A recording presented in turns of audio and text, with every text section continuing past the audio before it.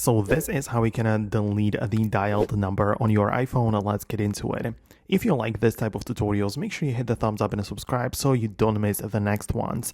So it's pretty simple. You just open up the phone app and at the bottom of the page, you want to find the recents section. You have some other buttons as well, but go to recents and there is going to be a list of all of your dialed numbers from the past. And what you want to do in order to delete them is to either swipe left on the individual entry and tap the trash icon. It will make it disappear. Or you can swipe it away to the left with one quick motion and it will perform exactly that.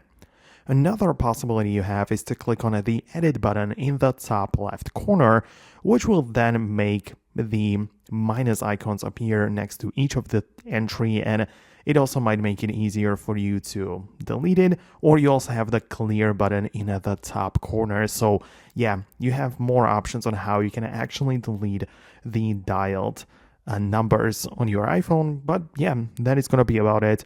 Let me know below in the comments if it worked for you. If you have more thoughts or questions, go ahead and subscribe and leave those comments below. Thanks a lot, and I'm going to catch you in the future tutorials as well.